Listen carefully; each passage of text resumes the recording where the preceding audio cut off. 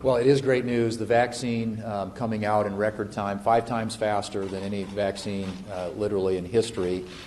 And in my state of South Dakota yesterday, frontline workers were getting vaccinated, which is a great story for South Dakota. It's a great story for every state in the country.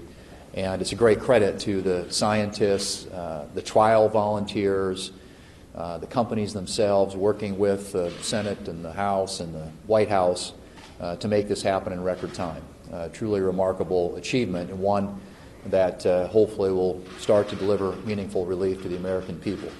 There are a few things left for us to do. Obviously, with the vaccine out there, we have resources available in legislation that we're considering to help distribute that vaccine in a quick and an efficient way. That needs to be addressed in a COVID package. As the leader pointed out, the list of issues has narrowed significantly, and there is bipartisan buy-in and support for a proposal that does a few of the basic things we all agree on.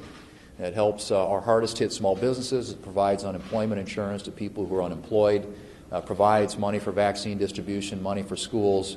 Those are all elements of legislation that we've been talking about, frankly, legislation that we voted on now a couple of times in the Senate and had a majority of senators vote in favor of. And that's where I hope this will land.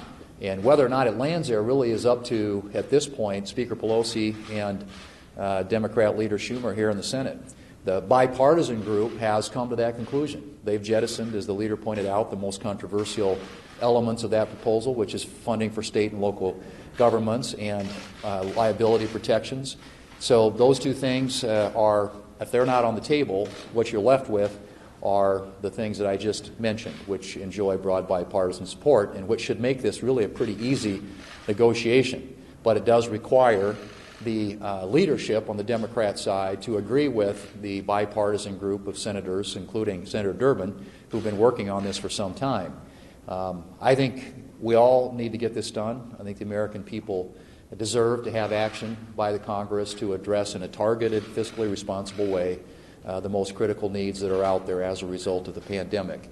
And we're in a position to do something about that and to do it this week.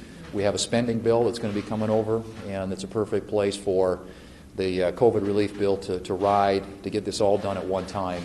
And I certainly hope, on behalf of the people of this country, that the Democrat leadership here in the Congress, Senate, and House will get together with our Republican leadership and finish a job, frankly, that should have been done a long time ago. But frankly, if it gets done now, it will be great news for the American people.